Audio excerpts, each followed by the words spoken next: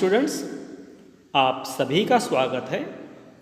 दोस्तों, आज हम परिचय करने जा रहे हैं कक्षा 7वीं का सामाजिक विज्ञान और अध्याय 5वां नगर व्यापारी और शिल्पी जन, उसका यह दूसरा भाग है।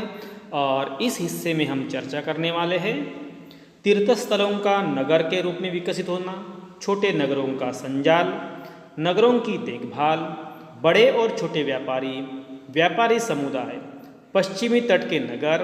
और इस मुद्दों को चर्चा करने के बाद हम कुछ प्रश्न उत्तर भी देखेंगे। दोस्तों, तीर्थ स्थलों का नगर के रूप में विकसित होना, इसके पहले हमने देख चुके थे कि मध्य प्रदेश, तमिलनाडु, आंध्र प्रदेश में कुछ मंदिर होने के कारण वहाँ नगरों का विकास हुआ था। तो तीर्थस्थल जो होते हैं वो भी धीरे धीरे नगरों के रूप में विकसित हो गए थे। उत्तर प्रदेश में वृंदावन, तमिलनाडु में तिरुवन्नमलाई, राजस्थान में अजमेर। और ये अजमेर की जब हम बात कर रहे हैं तो अजमेर 12वीं सदी में चौहान राजाओं की राजधानी थी और आगे चलकर मुगलों के शासन में भी वह एक सूबा उनका एक मुख्यालय बन गया था। यह नगर धार्मिक सह अस्तित्व का उत्कृष्ट उदाहरण समझा जाता है। इसका कारण ये है कि सुप्रसिद्ध जो सूफी संत ख्वाजा मोइनुद्दीन चिश्ती यहाँ 12वीं शताब्दी में बस गए थे, यहाँ आ गए वो। और उनके दर्शनार्थी और श्रद्धालु सभी पंथों और मतों के हुआ करते थे। यहाँ हिंदू, मुस्लिम, सिख, ईसाई सभी प्रकार के लोग उनके भक्त थे। अजमेर के पास ही पुष्कर सरोवर है और यहाँ प्राचीन काल से ही तीर्थयात्री आते रहते हैं। अगला मुद्दा है कि छोटे नगरों का संजाल, छोटे नगरों का जो उदय हुआ है वो कैसे देखिए। 8वीं शताब्दी से ही उपमहाद्वीप में अनेक छोटे छोटे नगरों का संजाल बिछने लगा, फैलने लगा, विकसित होने लगा। और बड़े बड़े गांवों में मंडपी का, जिसको हम मंडी कहते हैं, जिसको छोटा बाजार होता है, जहां आसपास के गांव वाले अपनी उपज बेचने के लिए यहाँ आते थे। उसमें ऐसी गलियां भी थी जहां दुकानें एवं बाजार थे जिन्हें हट कहा जाता था। इसके अलावा भिन्न भिन्न प्रकार के कारीगर भी होते थे, शिल्पिया होते थे, जैसे कुम्हार, तेली, शक्कर बनाने वाले, ताड़ी बनाने वाले, सुनार, लोहार, पत्थर तोड़ने वाले, ये सभी प्रकार के लोग यहाँ काम करते थे। कुछ लोग व्यापारी भी होते थे जो नगर में स्थायी रूप से बसकर अपना कारोबार देखते थे। और कुछ आसपास और दूर दराज के व्यापारी भी होते थे और इन नगरों में स्थानीय उपज खरीदी करने के लिए और दूरवर्ती स्थानों के उत्पाद जैसे घोड़े, नमक, कपूर, केसर, पान सुपारी और काली मिर्च जैसे मसाले बेचने के लिए भी यहाँ आते थे। नगरों की देखभाल कैसी होती थी, क्योंकि जब इतने बड़े नगर होते थे तो उनका प्रशासन भी किसी के द्वारा किया जाता होगा। तो सामंत, जिसको ये परवर्ती काल के जो जमींदार होते थे, इन नगरों में या इनके आसपास किलेबंदी कर महल बना लेते थे। ऐसे जो सामंत व्यापारियों, शिल्पकारों, उनके व्यापार की वस्तुओं पर कर लगाते थे और कभी कभी इन करों के संग्रहण का अधिकार उन स्थानीय मंदिरों को प्रदान करते थे जिनका निर्माण वह स्वयं उनके द्वारा या धनाढ्य व्यापारियों द्वारा कराया गया होता था। तो ऐसे अधिकारों का उल्लेख अभिलेखों में किया गया है जो आज भी पाए जाते हैं। तो ये हो गया नगरों की देखभाल करने के लिए कुछ सामंत, उस जमाने में जो जमींदार होते थे उनके द्वारा किया जाता था। यहाँ आप देख सकते हैं कि नगर का एक बाजार है और बाजार का एक दृश्य दिखाया गया है कि यहाँ से हम समझ सकते हैं कि उस वक्त किस प्रकार के बाजार होते थे, किस प्रकार के लोग होते थे और कैसे बाजार में खरीदी बिक्री। यहाँ एक लकड़ी पर नक्काशी करता हुआ एक कारीगर दिख रहे हैं आपको, जो आप अपने हथियार के औजारों के साथ ये लकड़ी के प्लेट पर नक्काशी कर रहे, कुछ कलाकृति करने की कोशिश कर रहे। बड़े और छोटे व्यापारी कौन होते थे? बड़े व्यापारी कई प्रकार के होते थे। उनमें से हम देखेंगे बंजारे लोग भी थे। तो ये बंजारे लोग जो होते थे, देखिए, तो बंजारी लोग भी व्यापार करते थे, क्योंकि इसके पहले भी हमने देखे थे अलादीन खलजी ने अपने सेना के लिए अनाज को ढोने के लिए इन बंजारों का उन्होंने उपयोग किया था, ये हम देख चुके थे। घोड़ों के व्यापारी अपने संघ बनाते थे जिनका एक मुखिया होता था और वह मुखिया उनकी ओर से घोड़े खरीदने के इच्छुक योद्धाओं से बातचीत करता था। व्यापारियों के अनेक राज्यों तथा जंगलों से उनको गुजरना पड़ता था और इसीलिए वे आमतौर पर काफिले बनाकर एक साथ यात्रा करते थे और अपने हितों की रक्षा करने के लिए व्यापार संघ भी वो बनाते थे। दक्षिण भारत की अगर हम बात करेंगे तो 8वीं शताब्दी और परवर्ती काल में ऐसे संघ अपने को दिखाई देते हैं, पढ़ने को मिलते हैं।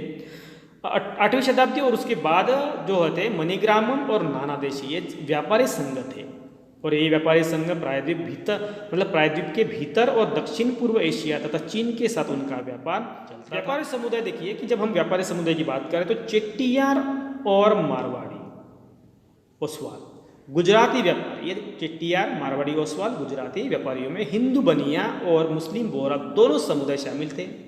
इनका व्यापार जो है वो लाल सागर के बंदरगाहों, व फारस की खाड़ी, पूर्वी अफ्रीका, दक्षिण पूर्व एशिया तथा चीन से होता था।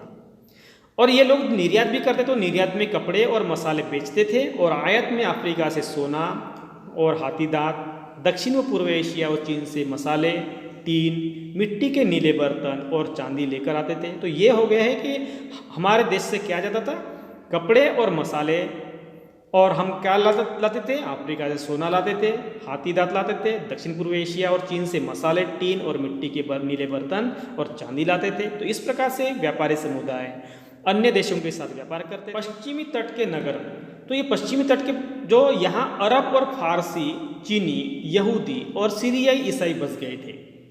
और लाल सागर के जो बंदरगाह में बेची जाने वाली जो भारतीय मसाले और कपड़े इतालवी व्यापारियों द्वारा खरीदी जाते थे और वहाँ से वे उन्हें आगे यूरोपीय बाजारों में पहुँचते थे और उनको इस व्यापार में बहुत ही लाभ होता था, क्योंकि भारत में निर्माण हुआ मसाला और कपड़ा यूरोपियन लोगों को बहुत ही पसंद होता था। उष्णकटिबंधीय जलवायु में उगाए जाने वाले जो मसाले होते हैं, जैसे मतलब काली मिर्च, दालचीनी, जायफल, सौंठ, यूरोपीय व्यंजनों के महत्वपूर्ण अंग बन गए थे, क्योंकि ये भारत उष्णकटिबंधीय जलवायु में आता है और इस जलवायु में काली मिर्च, दालचीनी, जायफल, सौंठ और यह मसालों की कुछ चीज़ें अच्छी तरीके से निर्माण होती है। और भारतीय सूती कपड़ा बहुत ही लुभावना होता था और इसीलिए इन चीज़ों की भारी मांग यूरोपियन बाजारों में होती थी। ये चीज़ें यूरोपीय व्यापारियों को भारत तक खींच लाई। यही चीज़ें हैं मसाले और कपड़े जो यूरोपियन लोगों को भारत तक खींच लाई। अभी तक हमने 2 भाग देख चुके हैं, नगर व्यापार और शिल्पीजन इस अध्याय के। अभी हम थोड़ा सा हमारा ज्ञान चेक करने की कोशिश करते हैं। चोल राजाओं की राजधानी क्या थी? तंजावुर थी। तंजावुर नगर के पास कौन सी नदी बहती थी? कावेरी नदी बहती थी। राजराजेश्वर मंदिर का निर्माण किसने करवाया था? राजा राजराज चोल। तंजावुर नगर का प्रसिद्ध वास्तुकार कौन था जिनकी वो लोग तारीफ करते? वो थे कुंजर मल्लन, राजराज पेरुथच्चन। हमें वास्तुकार का नाम क्यों पता चलता है? क्योंकि उसने गर्व से अपने नाम को मंदिर की दीवार पर उत्कीर्ण किया है और इसीलिए हम उसको पढ़ सकते हैं। उरैयूर के बुनकर जो के मंदिर के उत्सव के लिए झंडियाँ बनाने का कपड़ा राजा और अभिजात वर्ग के लिए बढ़िया सूती वस्त्र और जनसाधारण के लिए मोटा सूती वस्त्र तैयार करते थे, उनका नाम है सालिय बुनकर।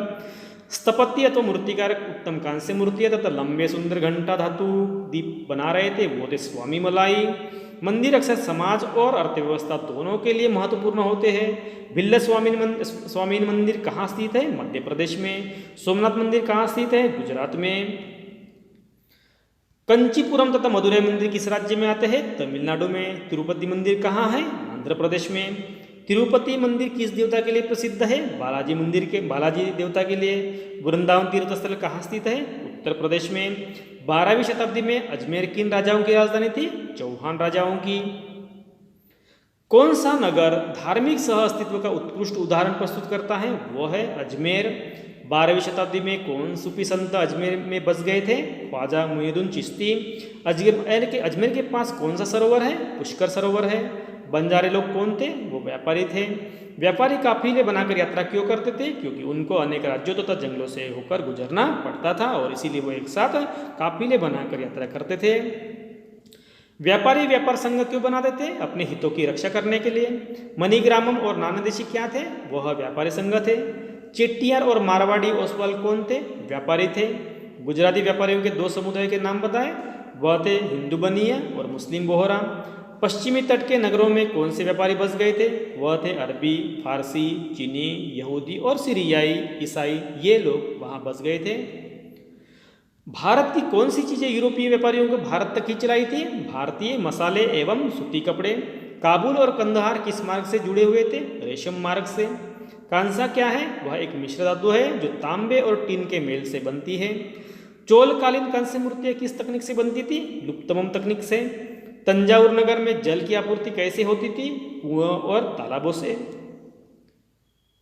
दोस्तों, इस तरह से हमने अध्याय नगर व्यापारी और शिल्पीजन के 2 हिस्से देख चुके हैं और इसी अध्याय का तीसरा हिस्सा हम नेक्स्ट वीडियो में देखेंगे।